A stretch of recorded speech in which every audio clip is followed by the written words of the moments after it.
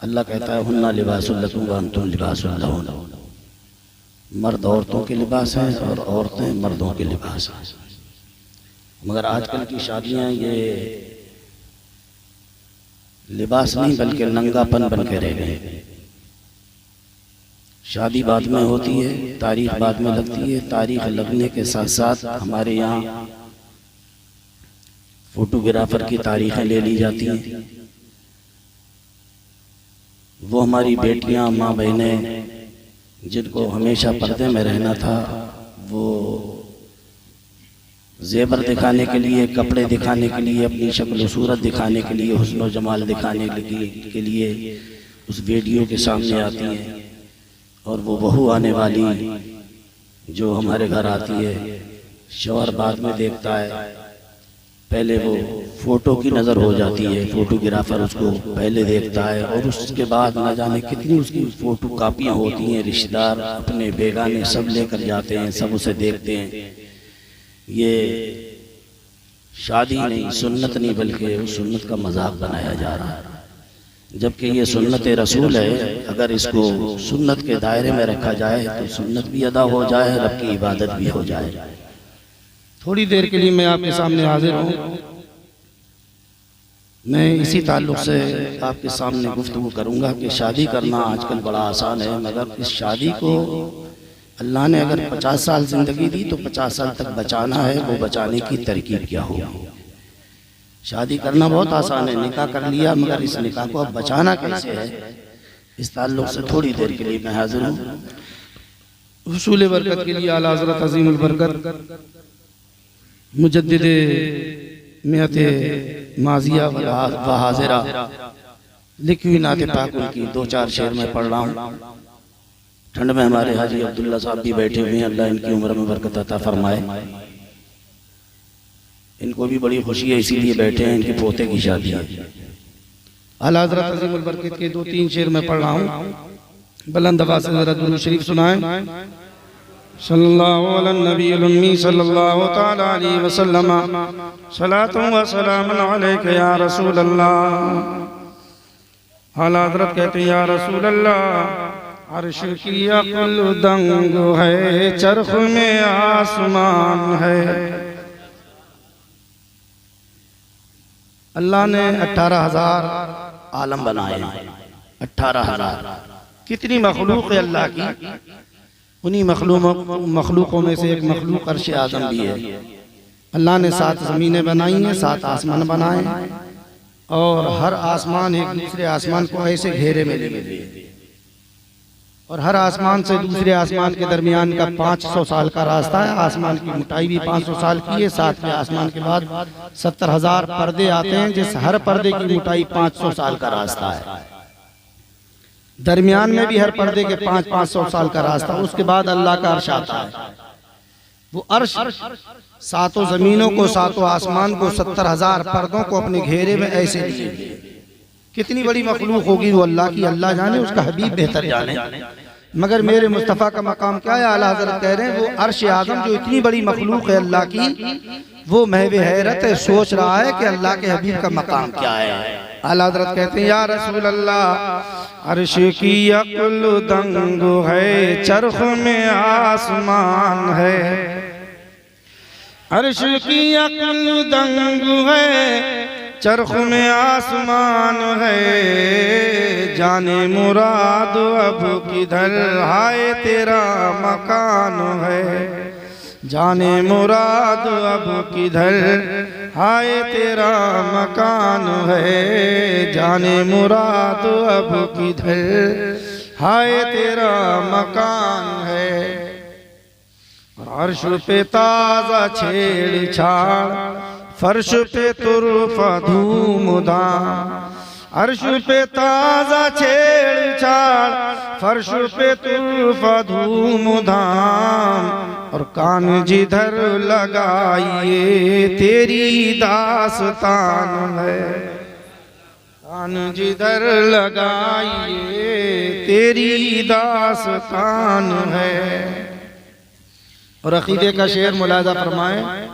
आला हज़रत कहते हैं या रसूल अल्लाह, वो जो न थे तो कुछ न था, वो जो न हो तो कुछ न हो, वो जो न थे तो कुछ न था, वो जो न हो तो कुछ न हो। जान है वो जहान की, जान है वो जहान की, जान है तो जहान है, जान है वो जहान की, जान है तो जहान है। और पेशे नजर वो नौ बहार, सजदे को दिल है बेकरार।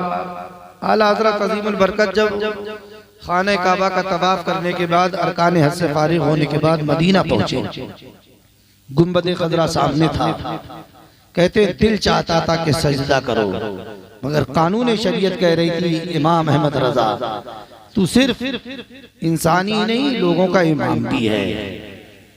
दिल कह रहा है सजदा करो। आज उस रोजे पे खड़े थे इमाम अहमद रजा, पूरी जिंदगी जिसके इश्क का दर्श दिया, वो रोजा जिस पर 800 साल पहले हजरत सैयद अहमद रिफाई बारगाह रसूल में जाकर अर्ज करते हैं, या रसूल अल्लाह, जब तक दूर रहता था तो रूह आती थी, रूह आकर दुरूद व सलाम के नजराने लुटाकर चली जाती।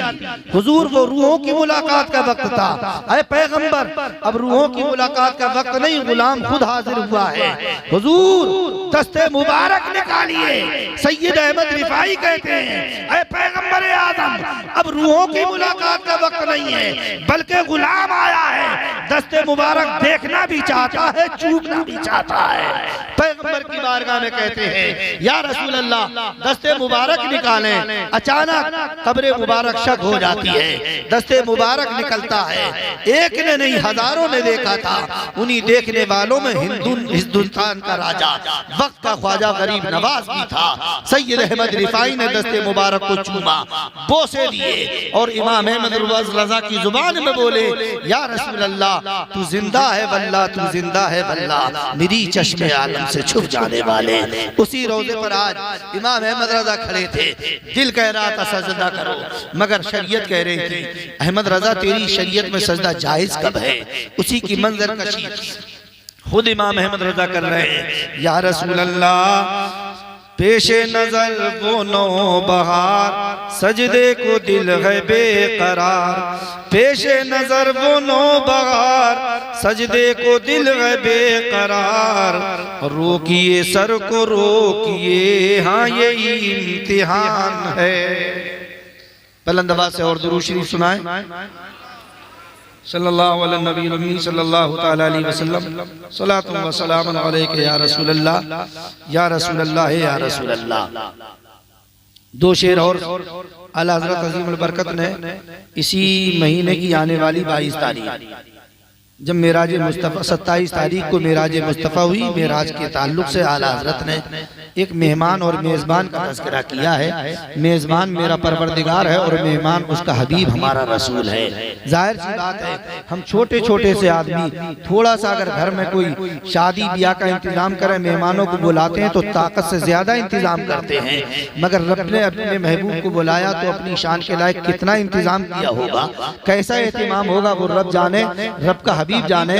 हम तो आला हज़रत की जुबान में यूं कहते हैं, या रसूल अल्लाह वो सरवरे किश्वरे रिसालत जब अर्श पे जलवागर हुए थे, वो सरवरे किश्वरे रिसालत जब अर्श पे जलवागर हुए थे, तो नए निराले तरब के सामा उस अरब के मेहमान के लिए थे।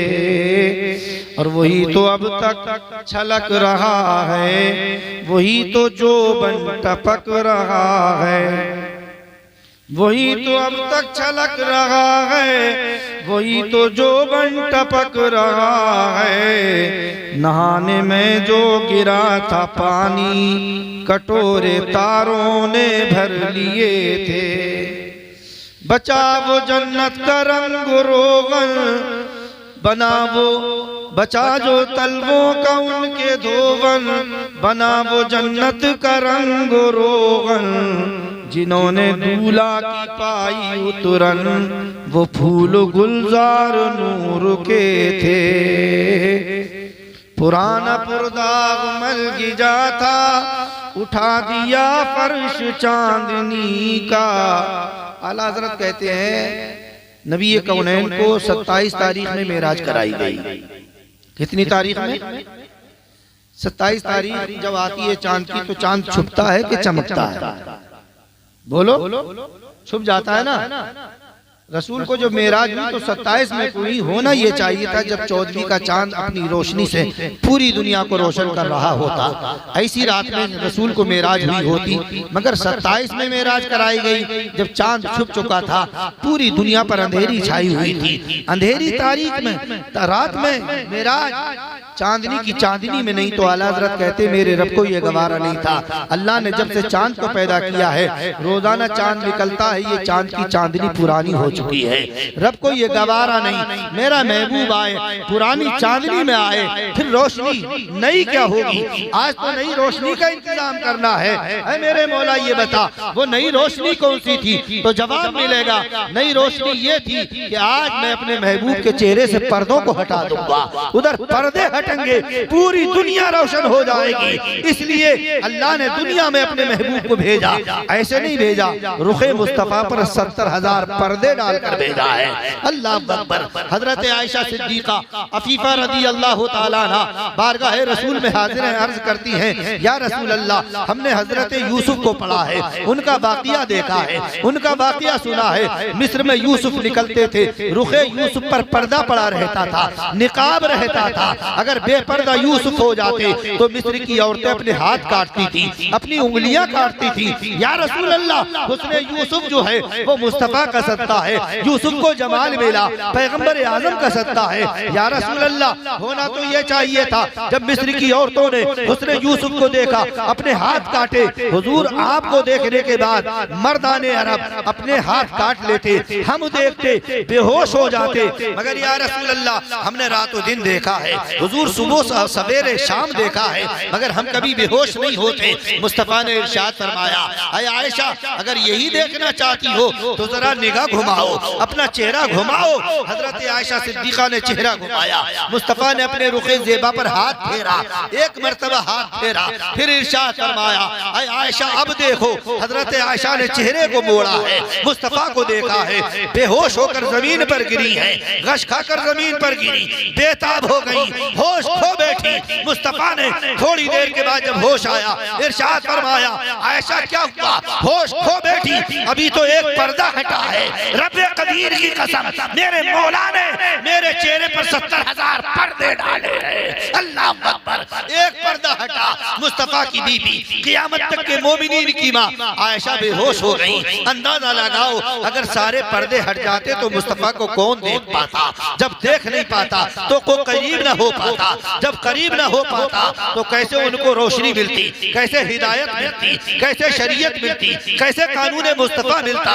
इसलिए मेरे मुस्तफा को पर्दों के साथ भेजा गया, निकाब के साथ भेजा गया, 70,000 पर्दे डालकर भेजा है। ऐ सिद्दीक, करीब आ जाओ, मेरा हबीब आया है, इस शान से आया है, जो देखेगा वो देख लेगा।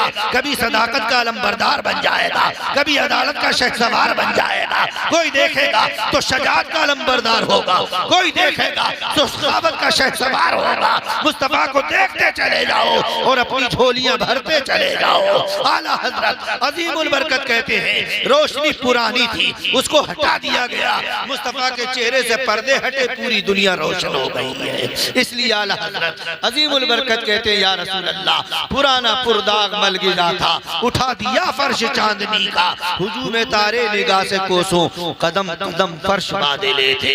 एक मर्तबा बुलंद आवाज से दुरूद शरीफ सुनाएं, अल्लाहुम्मा सल्ली अला सय्यदना शफीना व मौलाना मुहम्मद मादिनिल जूद वल करम वालिही व बारक व सल्लमा सलातु व सलाम अलैका या रसूल अल्लाह। ऐ लोगों, शादियां तो होती रही हैं, शादियां होती रहेंगी, शादियां हो रही हैं, मगर कितनी अच्छी होगी वो शादी।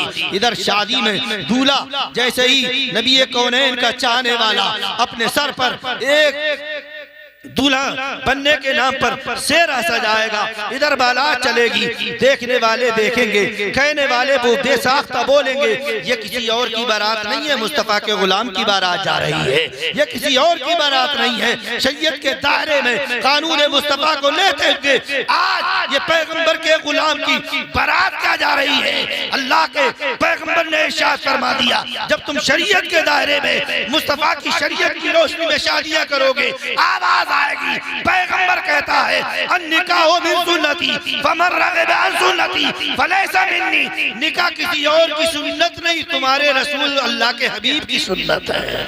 जो सेहराज करेगा, वो जो सेहराज करेगा हमारे तरीके से हट जाएगा।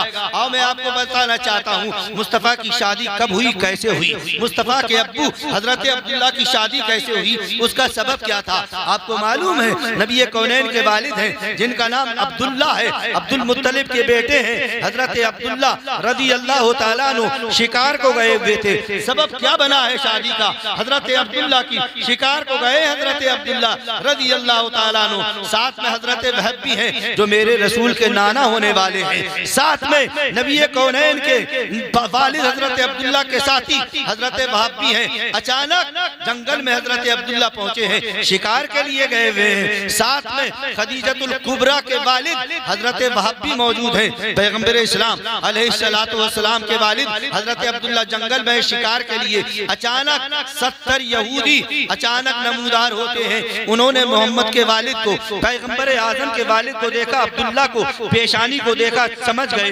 पेशानी को देखा ताड़ लिया। उन्होंने देखा ये किसी और की पेशानी नहीं है बल्कि इस पेशानी में तो आने वाले पैगंबर का नूर चमक रहा है। उनका मकसद ये था कि हम अब्दुल्ला को मार देंगे, अगर अब्दुल्ला की पेशानी में ये नूर रहेगा तो ये नूर तो मक्के में जाहिर होगा, अब्दुल मुत्तलिब के खानदान में जाहिर होगा।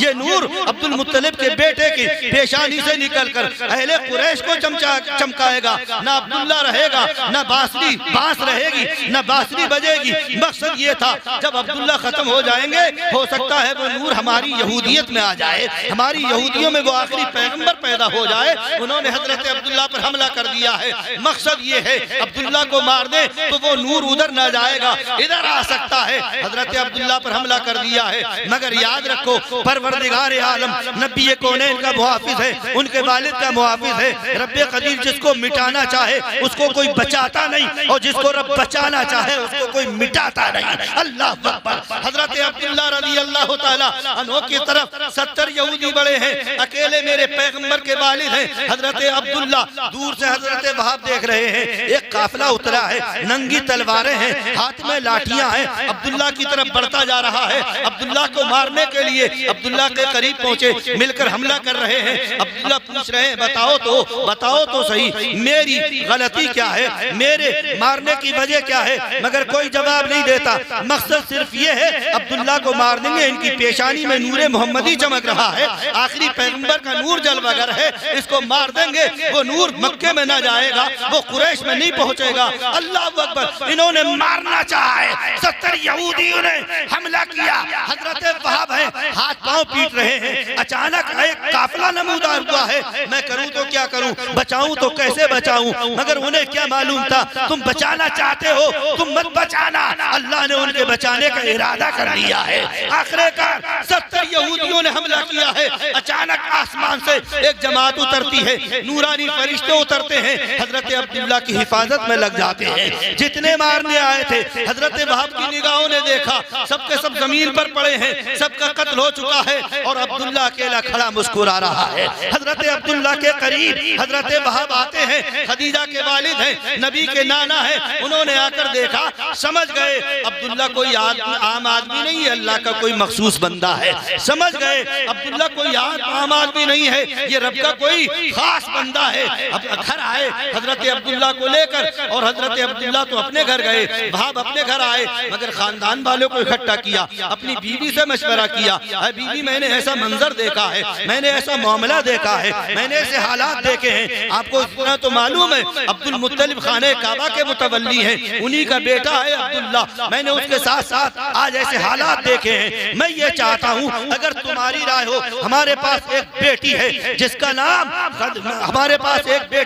जिसका नाम आमीना है। आमीना जो नबी की वालिदा होने वाली है, वो नबी की वालिदा आमीना हजरत वहाब की बेटी आमीना के बारे में हजरत वहाब मशवरा कर रहे हैं। हजरत खदीजतुल कुबरा मेरी जुबान से निकला, खदीजतुल कुबरा तो मेरे नबी की बीवी है। आखिरकार हजरत आमीना के वालिद कह रहे हैं, हाय वहाब कह रहे हैं हमारे घर में जो बेटी है ना इसका कोई जवाब है और न मक्के में अब्दुल्ला का कोई जवाब है। अगर आपका मशवरा हो तो हम क्यों ना हो अपनी बेटी को अब्दुल्ला के साथ मुंसलिक कर दें। घर वालों ने जब ये बात सुनी, घर वालों ने कहा इससे बड़ी और अच्छी बात क्या होगी, जाओ चुपके से जाओ अपनी बेटी का पैगाम अब्दुल मुत्तलिब को दे दो। आखिरकार हजरत अब्दुल मुत्तलिब को पैगाम दिया गया, ये पैगाम कबूल कर लिया गया। हजरत आमीना का निकाह मेरे पैगम्बर आजम अलैहिस्सलातु वस्सलाम के वालिद अब्दुल्ला से हो गया है। और जब निकाह हजरत अब्दुल्ला से हुआ, आपको ये भी मालूम है कुछ दिनों के बाद वो नूरे मोहम्मदी हजरत अब्दुल्ला की पेशानी में मुंतकिल हो चुका है। अब पेशानी से मुंतकिल होकर आमीना के शिकमे अनवर में आ चुका है। हजरत अब्दुल्ला को इससे पहले मक्के की एक औरत ने नहीं, दो ने नहीं, 10 ने नहीं, न जाने कितनी औरतों ने देखा।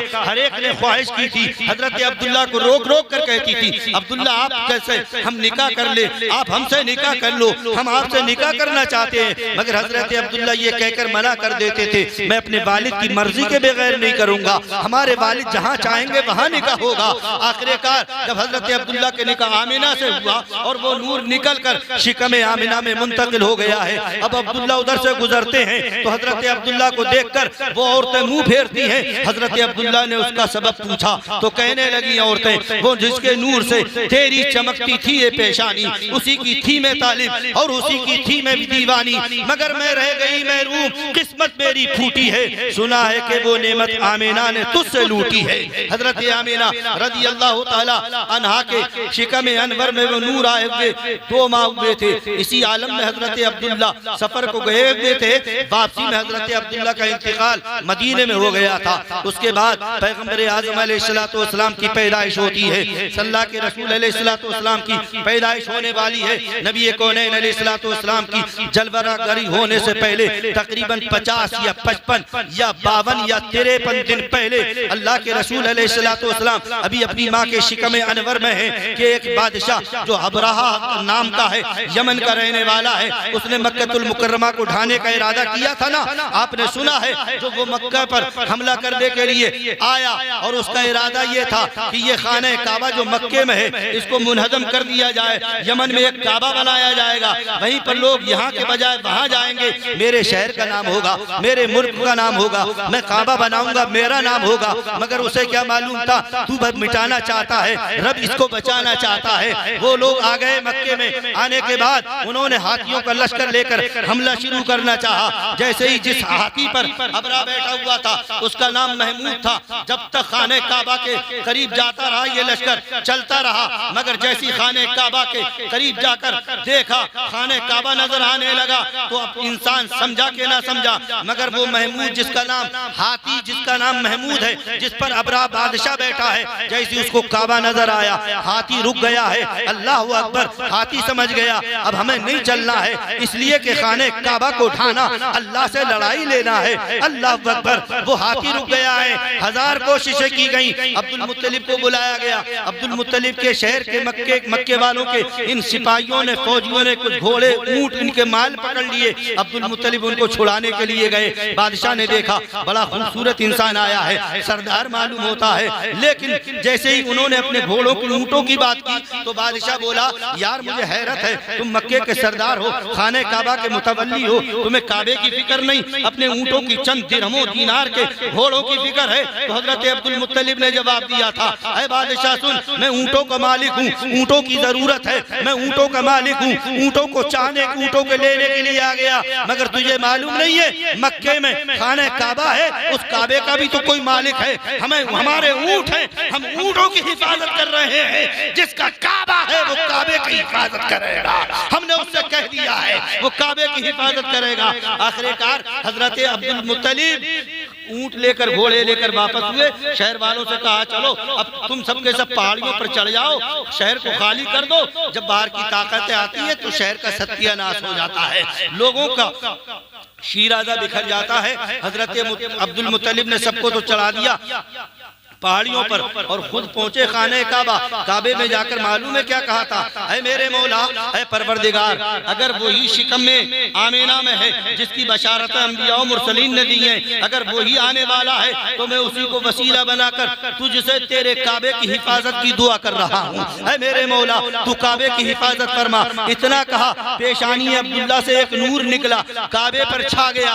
जैसे ही काबे पर छाया, अब्दुल मुत्तलिब मुस्कुराए, पहाड़ी पर चले गए और कहने लगे देखो ये नूर जब जब चमका है रब ने हमारी मदद की है, आज फिर चमका है। अब तुम खड़े होकर मंजर देखो, तमाशा देखो। कुछ देर गुजरी थी, बादशाह तो ढाना चाहता था मगर बादशाह की फौजियों ने देखा, लोगों ने देखा, अब्दुल मुत्तलिब उनके साथी देख रहे हैं। काबे की तरफ से छोटी छोटी चिड़ियां मंडलाती हुई आ रही हैं और काबे की तरफ से आने के बाद उसी फौज की तरफ बढ़ी थी। अल्लाह अकबर। उन छोटी छोटी चिड़ियों के चोंचों में, पंजों में मसूर के दाने के बराबर एक एक कंकरी थी। हर कंकरी पर उस काफिर का नाम लिखा हुआ था जिस कंकरी से वो काफिर मारा जाना था। उसी लश्कर पर आकर मंडलाने लगी, चोंचों से पंजों से कंकरियां छोड़ी थी। जो कंकरी जिस हाथी पर गिरती थी, जिस फौजी पर गिरती थी, सारा का सारा ढेर हो जाता था। अब्दुल मुत्तलिब देख रहे हैं, मक्के के लोग देख रहे हैं, सबों ने समझ लिया ये किसी और की बरकत नहीं, आने वाले मोहम्मद की बरकत है। सुभान अल्लाह, मेरा पैगंबर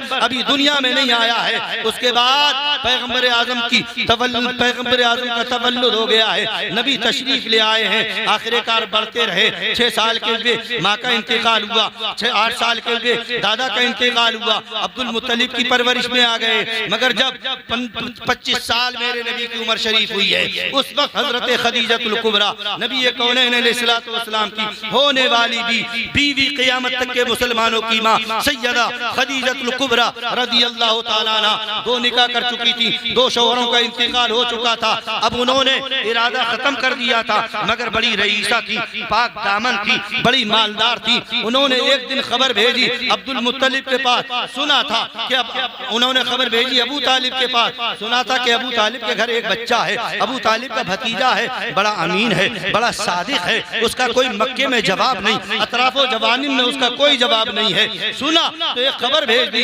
अब्दुल मुत्तलिब अपने भतीजे को हमें दे दो, हम उसको अपने काफिले का सरदार बनाएंगे, तिजारत का सिपह सालार बनाएंगे, जो फायदा हम दूसरों को देते हैं उससे दोगुना देंगे। अल्लाह अकबर। अब्दुल मुत्तलिब ने रसूल कायनात से कहा, अपने भतीजे को कहा ऐसी ऐसी खबर आई है, मगर रसूल कायनात अलैहिस्सलातु वस्सलाम ने ये कहकर मना कर दिया, मैं ऐसे नहीं जाऊंगा, बल्कि मेरे पास वो खुद आए। अल्लाह अकबर। फिर खदीजा का एक गुलाम आया, मैसरा को भेजा गया, पूरी रूदात बता दी गई। हजरत खदीजतुल कुबरा ने जब अपना गुलाम भेजा, अब्दुल मुत्तलिब ने वो मंजूर कर लिया और फिर नबी कौनैन को भेज दिया। नबी को आज सिपह सालार बनाया गया, तमाम गुलामों का सरदार बनाया गया। कह दिया गया, खदीजा ने कह दिया है, अरे मैसरा तुम मोहम्मद को मैं भेज रही हूँ, इनसे कोई काम नहीं लेना है, बल्कि वो जो कहेंगे तुम्हें वही करना है, जैसे ये कहेंगे वैसे करना है। काफिले की निगरानी, सब कुछ देखभाल इनकी जिम्मेदारी है, तुम्हें जो कहेंगे वो करना है। ये काफिला मेरे नबी की सरकर्दगी में चल रहा है, पैगंबर के वसीले से जा रहा है, पैगंबर सरदारी के तौर पर जा रहे हैं। बड़ा काफिला है, बड़ा माल लेकर जा रहे हैं। और मालूम है कहाँ जाने वाला है ये काफिला? इराक की सरजमीन पर। ये कहाँ की मंडी जाने वाला है काफिला? बसरा की सरजमीन पर, जो कोयत के तकरीबन 10-12 किलोमीटर के बाहर ये शहर आबाद है। बसरा ये काफिला जा रहा था। जैसे ही पैगंबर आजम चल रहे थे, बसरा के करीब पहुंचे हैं, एक जगह आई, वहां एक जैतून का दरख्त आया, बराबर में कुछ एक तालाब है, वही एक दरख्त है, उसी के साए में लोग रुक गए हैं। अब मैसरा का खुद बयान है, उसके साए में लोगों ने पड़ाव डाल दिया है। दरख्त भी है, पानी भी है, जरूरत होगी पानी को भी इस्तेमाल करेंगे, साए में बैठ जाएंगे, जानवरों को पानी पिला लेंगे। सब लोगों ने पड़ाव डाला, उसी दरख्त के नीचे बैठ गए हैं। मगर देखते क्या है, जैसे ही दरख्त के नीचे लोग बैठ गए, आराम करने लगे। मगर मेरा पैगंबर क्या कर रहा है? मैसरा देख रहे हैं कि पैगंबर आराम से बैठे नहीं नहीं हैं, बल्कि सारे जानवरों को पानी पिला रहे हैं, सारे जानवरों को आराम दिला रहे हैं। जब सारे जानवरों को पानी पिला दिया, उनको खाना खिला दिया, उसके बाद नबी कौनैन आते हैं। आने के बाद देखा कि पूरा काफिला जो है दरख्त के साए में बैठा हुआ है, दरख्त का साया सारे काफिले वालों पर है। अब पैगंबर ने किसी को उठाया नहीं, सब आराम कर रहे हैं, किसी को जगाया नहीं, आराम कर रहे हैं, किसी को उठाया नहीं, आराम कर रहे हैं। मैसरा कहता है मैं भी तो बैठा हुआ था दरख्त के साए में, मगर मेरी हैरत की उस वक्त इंतहा ना रही। जैसे ही मोहम्मद एक जगह टीले की करीब में धूप में बैठ जाते हैं, गर्मी में बैठ जाते हैं, मगर मोहम्मद तो गर्मी में बैठे हैं, धूप में बैठे हैं, साए के नीचे सारा काफिला बैठा हुआ है। मेरी निगाहों ने देखा जैसे ही मोहम्मद बैठे हैं तो दरख्त ने अपना साया इधर से इधर को कर दिया है, दरख्त घूम गया है, साया इधर को जाने लगा। अल्लाह अकबर। मैसरा ने देखा है दरख्त को क्या हो गया, साए को क्या हो गया है। साए को उधर को चलना था, साए को इधर को चलना था, मगर साया घूम गया है, साया उल्टा चल रहा है। आखिरकार मैसरा ने देखा कि साया जिधर को मोहम्मद जा रहे हैं उधर को साया जा रहा है, जिधर को मोहम्मद जा रहे हैं उधर को साया घूम रहा है। इतने में अचानक देखते क्या है कि दूर से एक गिरजा घर के करीब से, गिरजा घर से एक पादरी निकल कर आता है। पादरी किसका नाम है, गालिबन नस्तूरा है। वो निकल कर आया और निकल कर मैसरा से बोला, है मैसरा तुम लोग कहाँ से आए हो, कहाँ के रहने वाले हो। मैसरा ने पूरा वाकया बता दिया, मक्के के रहने वाले हैं, मक्के से आए, क्यों आए हो, साहब काफिला लेकर आए हैं, तिजारत का सामान है, हमें बसरा जाना है। पैगंबर आज़म अलैहिस्सलाम के बारे में पूछने लगा ये तुम्हारे साथ में कौन है, तो कहा इसका नाम मोहम्मद है। कहा इसके बाप का नाम क्या है, कहने लगा साहब इसके बाप का नाम तो अब्दुल्ला है। कहने लगा इसका बाप जिंदा है। मैसरा ने कहा नहीं नहीं इसका बाप जिंदा नहीं है। कहा किस खानदान का है, मैसरा ने कहा ये कुरैश खानदान का है। पूछने लगा मक्के वालों के हालात, पैगंबर इस्लाम के बारे में पूछा। मैसरा ने कोई ज्यादा तफसील तो न बताई, इतना बता दिया नाम मोहम्मद है, अब्दुल मुत्तलिब का पोता है जो खाने काबा के मुतवल्ली है, मोहम्मद अब्दुल्ला का बेटा है, इनके वालिद का इंतकाल हो चुका है। वो मैसरा कहता है मैंने देखा वो राहिब फिर चला गया, थोड़ी देर के बाद आया तो एक मोटी सी किताब लेकर आता है, मोटी सी किताब लेकर आया। कभी किताब को देखता था, कभी मेरे पैगंबर की आंखों को देखता था, कभी किताब को देखा, कभी चेहरे मुस्तफा को देखता था, किताब पढ़ता जाता, चेहरे मुस्तफा को देखता जाता है। वो कहता है मैसरा तू जो कहता है ना मोहम्मद, तुझे कहता है ये अब्दुल्ला का बेटा है। पैगंबर आजम के बारे में मैसरा ने कहा, उसने कहा था राहिब ने मैसरा सुन ले, आने वाले काफिले के शख्स सुन ले, ये जिस शख्स जो शख्स तेरे साथ है ये कोई आम आदमी नहीं, आने वाला वो वक्त करीब है, मक्के की सरजमीन होगी,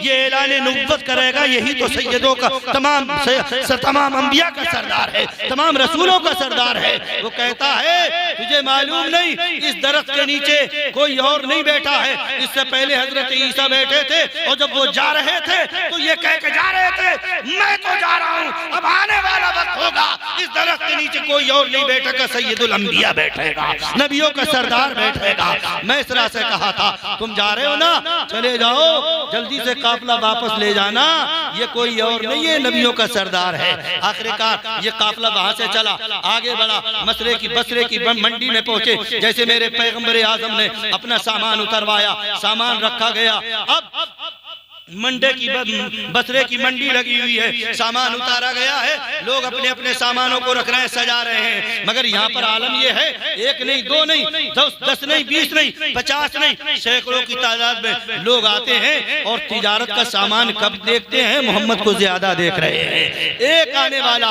शख्स आया, बूढ़ा शख्स है, आने के बाद देखता है पैगंबर आजम को देखता रहा, देखने के बाद पूछा आपका नाम क्या है, बताया गया नाम ये है, वालिद का नाम क्या है, बताया गया नाम ये है। वो अपनी किताब निकाल कर लाता है, निकालने के बाद कभी किताब को पढ़ता था, कभी मेरे मुस्तफा को देखता था, किताब पढ़ता जाता था, चेहरे मुस्तफा देखता जाता था। आखिरकार देखता रहा, कहने लगा काफिले वालों सुनो, मैसरा सुनो, ये तुम्हारा जो सरदार आया है ये कोई आम आदमी नहीं है। मैंने जो निशानी देखी है और वो निशानी जो पड़ी है, वो पड़ी हुई निशानी इसकी आंखों से मिला रहा हूँ, मैं जानता हूँ ये कोई और नहीं है, यही वो नबी है जो अपनी नबुव्वत का ऐलान करने वाला है। मैसरा से कहा, मैसरा ने पूछा तुमने कैसे पहचान लिया ये नबी है, कैसे जान लिया ये सरदार है। तो मैसरा से वो बोला मैंने इसकी आंखों को देखा है, मैंने अपनी किताब में पढ़ा है, आखिरी नबी आएगा उसकी आंखों में लाल लाल सुर्ख सुर्ख डोरे होंगे, वो डोरे मैं देख रहा हूँ, मैं पहचान रहा हूँ। उसकी नाक ऐसी होगी, पेशानी खुली होगी, भवें मिली होंगी, पतली और बारीक होंगी, सब मैंने देख लिया है। एक निशानी तो लाल मैंने आंखों में देख ली है, दूसरी निशानी और देखना चाहता हूँ, हो सके वो देखने को मिल जाए। मैं इसरा कहता है वो साहब निशानी क्या है? तो वो कहता है अगर तुम दिखा सकते हो तो मैं निशानी बता दूं। वो कहने लगा हाँ बताइए निशानी। कहा अगर तुम पूछो, जाओ इस मोहम्मद से जाकर पूछो, अगर वो निशानी मुझे दिखा दे। वो निशानी ये है कि इनका जुब्बा उठाओ, कुर्ता उठाओ, अगर ये निशानी दिखा देंगे मैं देख कर बता दूंगा, बगैर देखे बता रहा हूँ। हमने किताबों में पढ़ा है, अपने मौलवियों से सुना है, आखिरी पैगंबर आएगा उसकी पुश्ते मुबारक पर मोहरे नुबुव्वत लगी होगी, नुबुव्वत की मोहर होगी। अगर दिखा सकते हो तो दिखाओ, कुर्ता उठाओ, कबूतरी की अंडे की बराबर गोश्त उभरा हुआ होगा, उसमें बाल होंगे और उस पर मुहम्मदुर रसूलुल्लाह लिखा हुआ होगा। अल्लाह अकबर। जैसे ही मैसरा ने ये सुना, कहने लगे चलो हम दिखवाते हैं। जाकर कहा अरे मोहम्मद आप अपना कुर्ता उठा सकते हैं, कुर्ता उठाकर दिखा सकते हैं। मेरे पैगंबर ने जैसे ही कुर्ता उठाया है, अल्लाह अकबर, कुर्ते का उठाना था, कुर्ता उठा, उस बूढ़े पादरी ने देखा है, पैगंबर की मोहरे नुबुव्वत को देखा, सजदे में गिरा और गिरने के बाद पैगंबर के कदमों पे गिर के बोला ऐ मोहम्मद मुझे मालूम है आप ऐलान नबुव्वत करेंगे, काश को वो वक्त ये होता आप ऐलान नबुव्वत करते मैं गुलाम बन जाता। ऐ मोहम्मद मैं आज ही आपकी गुलामी में शामिल हो रहा हूँ, मुझको अपने गुलामों में शामिल कर लो। फिर उस पादरी ने, उस शख्स ने कहा था बेचो सामान, जल्दी बेचकर वापस चले जाओ, यहाँ लोग दुश्मन हो सकते हैं। हाल ये था मोहम्मद को देखने आते और जो आता था ना वो सोचता था यार इतना अजीम शख्स आया है, इतना बाबरकत इंसान आया है, क्यों ना हो इसकी सामान तिजारत से कुछ सामान ले लिया जाए। जो 4 दिन में बिकने का था वो 1 दिन में बिका, जल्दी से सामान बेचा और बेचने के बाद वहाँ से जो खरीदना था वो खरीदा।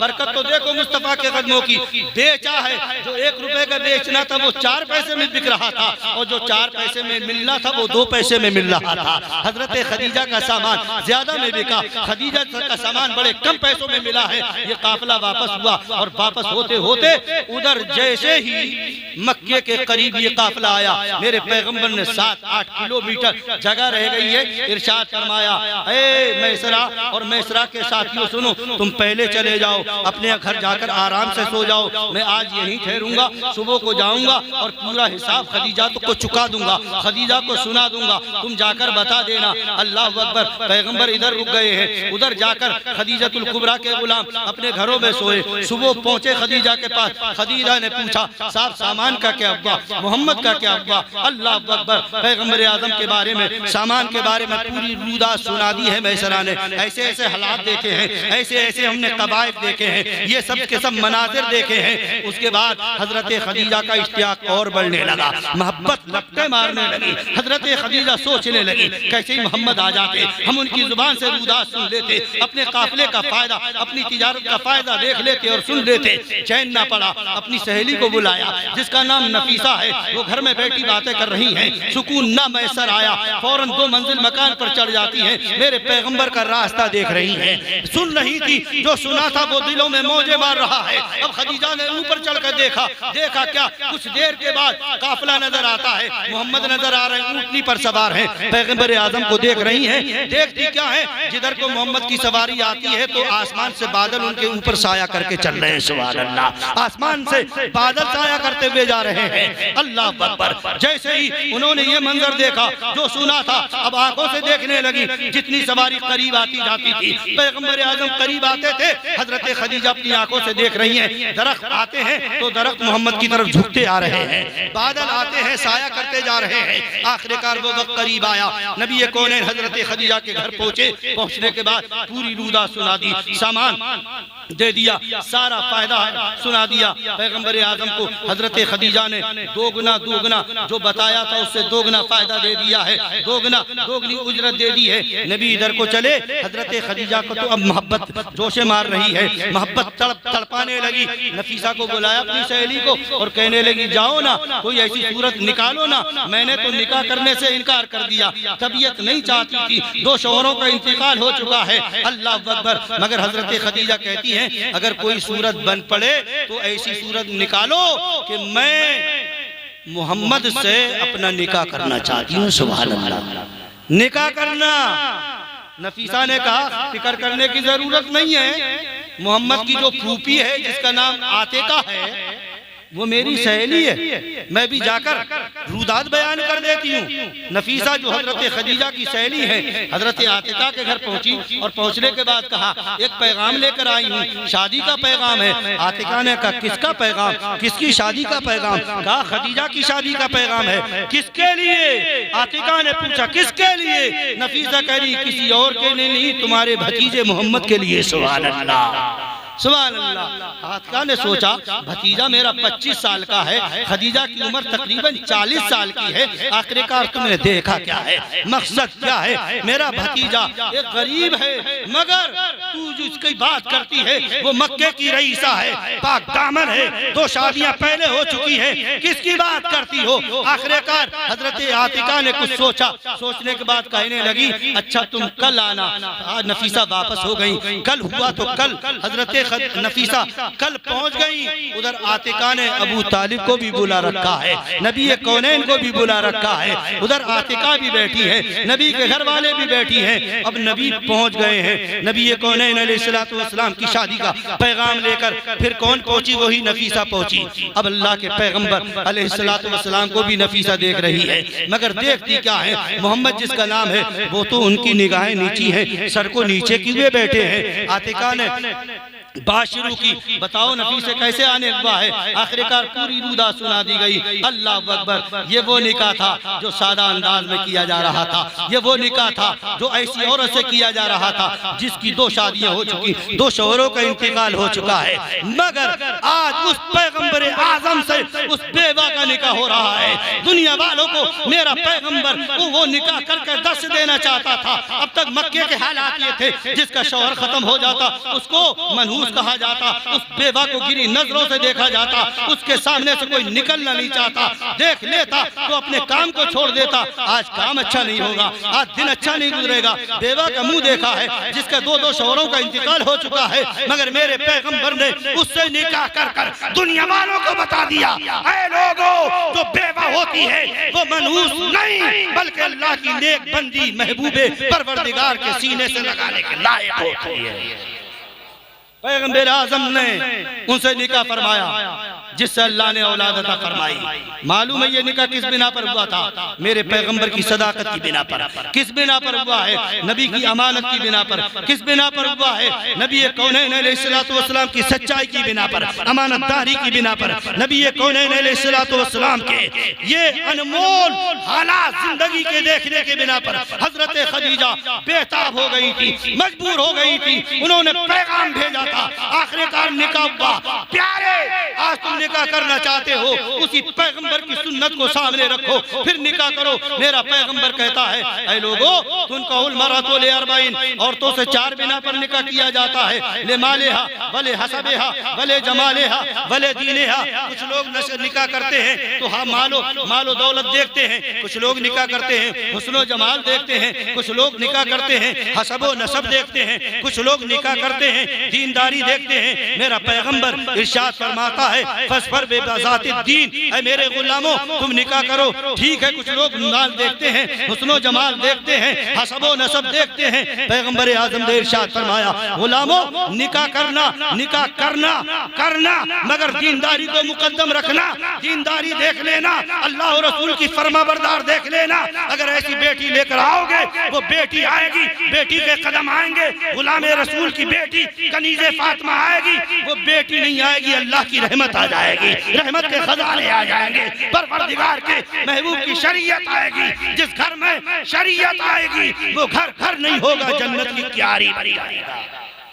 आगे सुनो, मेरा पैगंबर इरशाद फरमाता है अद्दुनिया कुल्लुहा मता, पूरी दुनिया बरतरे की चीज है। अगर तुम्हारा बाप अपनी बेटी को, तुम्हारी बीवी का बाप तुम्हारा ससुर अपनी बेटी को दुनिया की दौलत दे दे, माल दे दे, जायदाद दे दे, मगर मेरा पैगंबर कहता है ऐ मेरे गुलामों, माल मिल जाएगा बरतोगे, चारपाई मिल जाएगी बरतोगे, बर्तन मिल जाएंगे बरतोगे, दुनिया का सामान मिल जाएगा बरतोगे। मेरा पैगंबर इरशाद फरमाता है ऐ मेरे गुलामों, क्या कोई ऐसी चीज न बता दूं? पैगंबर कहता है ऐसी चीज न बता दूं, सारे बरतने की चीजों में सबसे अच्छी चीज होगी, और जब अच्छी चीज को बरतोगे तुम दुनिया में भी कामयाब होगे, आखिरत में भी कामयाब होगे। पैगंबर इरशाद फरमाते हैं गुलामों ऐसी चीज न बताऊं, सारे बरतने की चीजों में सबसे बेहतर चीज हो। पैगंबर के गुलाम कहते हैं फिदा का उम्मी वाबी या रसूल अल्लाह, हुजूर हमारे माँ बाप आप पर कुर्बान हो जाएं, हुजूर इरशाद तो फरमाएं ऐसी कौन सी चीज है जो सारे बरतने की चीजों में अच्छी चीज है?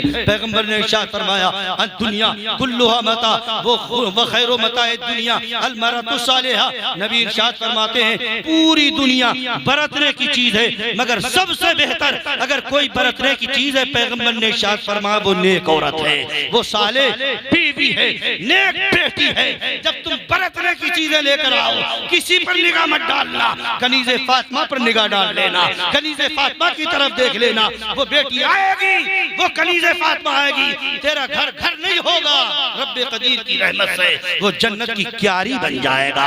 और सुनो हदीस पाक, पैगंबर आज़म इरशाद फरमाते हैं इन्ना हुन्ना खुलिकना मिन दिलाइन, ऐ लोगों ये औरतें हड्डी से पैदा की गई।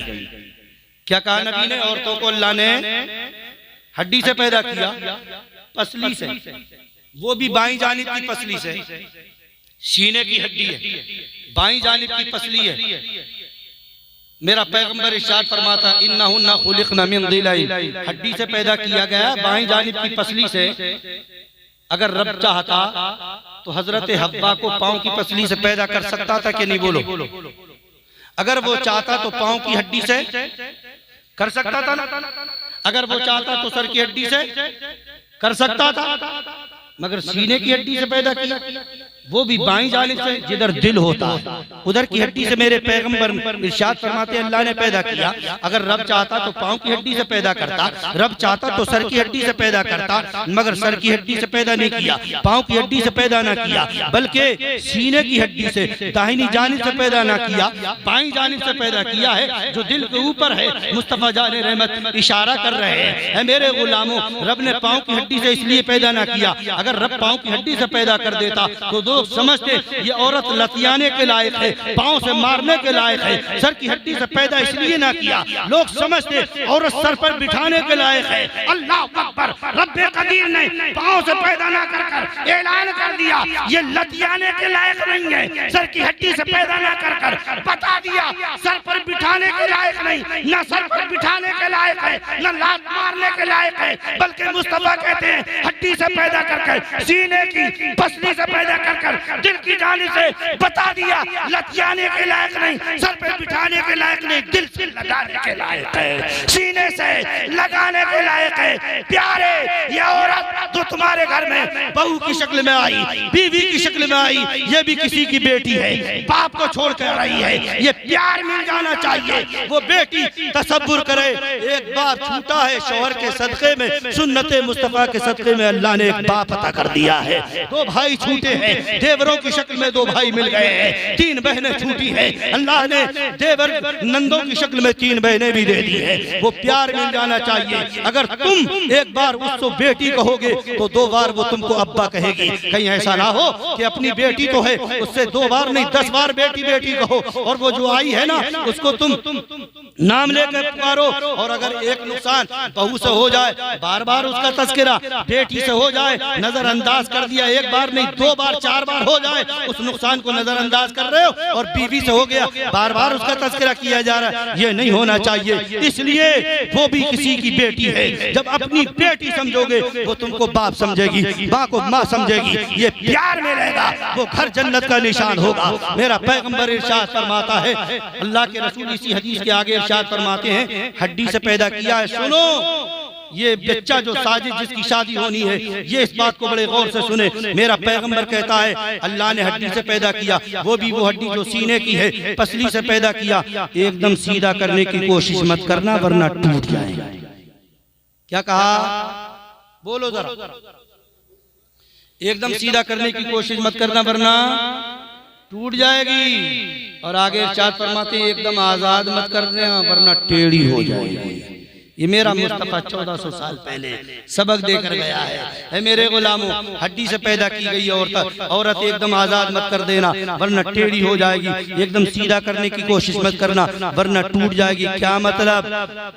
आपने खानदान देखा था, अच्छी बेटी देखी थी, पढ़ी लिखी देखी, मगर ये कोई जरूरी नहीं है। कभी कभी अच्छे खानदान में, अच्छे घरों में, पढ़े लिखे घरों में कभी बदसलीका बदजुबान बेटियां भी होती हैं। उसको देखकर तो आप अच्छा समझ के लाए थे, मगर घर में आई तो आंखें दिखाने लगी, घर में आई तो जवाब देने लगी। चंद दिन गुजरे, कभी शौहर को जवाब, कभी ससुर को जवाब, कभी सास को जवाब। तो प्यारे मैं बता देना चाहता हूँ, अच्छों के साथ जिंदगी गुजार लेना कोई बड़ी बात नहीं है। जिंदगी तो तब है, बात तो तब है, बीवी टेढ़ी है मगर तुम इस शान से जिंदगी गुजारो, लोग सबक हासिल करें, लोगों के लिए दर से इबरत बन जाए। यार बीवी टेढ़ी है मगर घर में हमने कभी लड़ाई नहीं देखी है। बीवी बस जुबान है मगर घर में हमने कभी झगड़ा नहीं देखा है। बीवी तो बस सलीका है मगर घर में हमने कभी तू मैं नहीं देखी है। अरे अच्छों के साथ तो सभी जिंदगी गुजार लेते हैं। मेरे मुस्तफा दर्श दे रहे हैं, पैगंबर आदम औरतों की एक जमात के करीब से गुजर रहे हैं। मेरे पैगंबर ने इरशाद फरमाया, या माशरन निसा, ऐ औरतों के गिरोह, अल्लाह की बारगाह में इस्तिग़फ़ार ज्यादा करो,